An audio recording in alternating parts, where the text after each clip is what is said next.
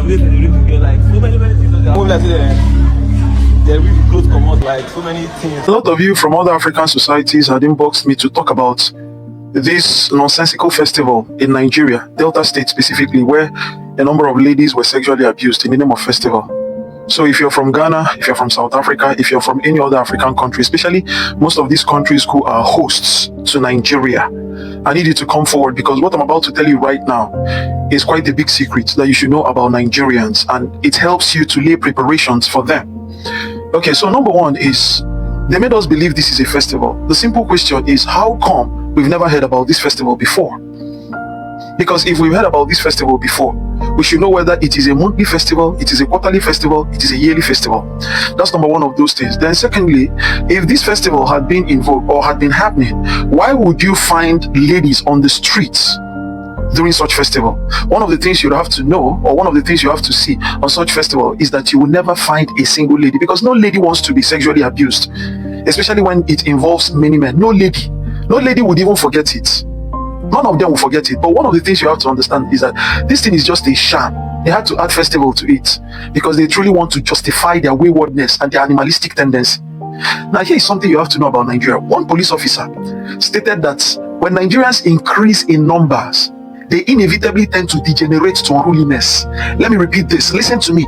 When Nigerians increase in numbers, wherever they come to, if they are in your nation and you're hosting them, the best thing you can ever do is to ensure that they are in small numbers, because the moment they increase in numbers, they inevitably degenerate to unruliness. That's one of the things you have to know about Nigerians.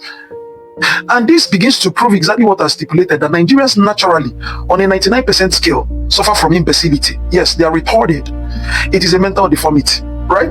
So an imbecile, you would see that activities, there are several activities that, evidences a person suffering from mental deformity, mental disorder, which is imbecility, Down syndrome, retardation, and all those things, Now, these things obviously are negative, invisible disabilities. Negative, extremely negative, invisible disabilities. You people should take note. So on such note, you see that Nigerians are always looking for an activity that would aid them to express their animalistic tendencies, because they are always in a crave to express it. And that is why, no matter what, however corrupt they say Goodluck Jonathan is, I really appreciate and respect the man, because at a period where he should, instigate a riot for his own selfish interest, he deprived Nigerians from their animalistic tendency, and he accepted defeat. That is why Nigerians hate him on that they hate him for that alone. He deprived them from expressing their so craved animalistic tendency. And now this is why I ultimately love P2B, because in a situation where it was very, very clear that P2B won the election, and then he would have had the justification to say, you know what, we should go on riot. For justice sake, we should go on riot. He had every right to say, see, I don't agree, and everybody was waiting for him to just say, no, I don't agree on this. But P2B cautioned Nigerians and told them, no, we will follow this from the most civil approach. That's why these things I would always tell Nigerians, I would always tell a lot of people, any single time you're doing anything and you feel that you have been unjustly treated, I don't care what you think you had been done to you, I don't care what injustice has been meted to you, there is always a civil approach. There is always a choice for a civil approach, because the moment you degenerate to a civil approach, you are giving Nigerians the opportunity to express their animalistic tendency, and it would always go against you. Go and ask Nnamdi Kanu. P2B, in following this civil approach, yes, though it may be long, though it might not amount to anything, but situation remains that he had deprived Nigerians from expressing their animalistic. Let me shock you people. Go and ask Ojukwu, who degenerated to giving Nigerians, especially the Igbos, opportunities to express their animalistic tendencies, when he declared that Biafra will be separated from Nigeria, and just like that, he declared war. Do you know what happened? A lot of Igbo people took it as an opportunity to start destroying things. It didn't stop there. Do you know they moved? They are looking for activities like this because it helps them to destroy a lot of people. Some of these Igbo people went straight to those girls who they had crushed on. And you know what's happening? They took the advantage of the event and started sexually abusing them. This was exactly what happened during Biafran War. Go and ask anybody that witnessed that Biafran War, that period of unrest, that civil war. Yes, my father was a young journalist.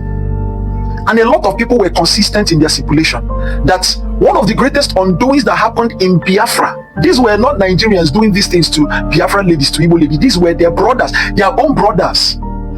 They used the position of the unrest, of the war, to start sexually abusing their own sisters.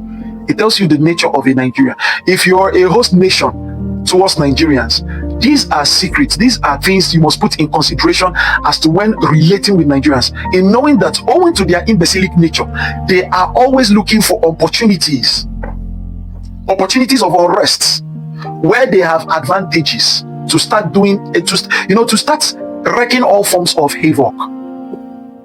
So before you people relate with them, one of the things you have to understand is that if you create situations of unrest, ensure that you people are always at the advantage.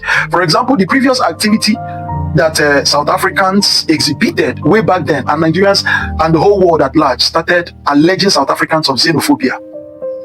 South Africans did it right because South Africans had the right advantage. They had the higher advantage. So before you people do this, you people must ensure that you have the advantage before wreaking any form of riot or protest towards Nigeria. Why? Because Nigerians are people that they enjoy protests, even though they are cowards. They cannot protest for the right things, but they always look forward for activities of unrest that would always give them the privilege to express their animalistic tendencies. Why? Because they are imbecilic to a higher level. And let me tell you something, this is not secluded to people that are uneducated. Yes, it's not secluded to them. It's not unique with them. This thing cuts across every Nigerian you know, whether he's a professor, whether he's a pastor, whether he's a doctor, whether he's thriving, thriving in any form, whether globally or whatever, he is still susceptible to such animalistic tendency. In fact, the only person that can be excused from such nature is a person who in his nature had always expressed irritation towards Nigerians.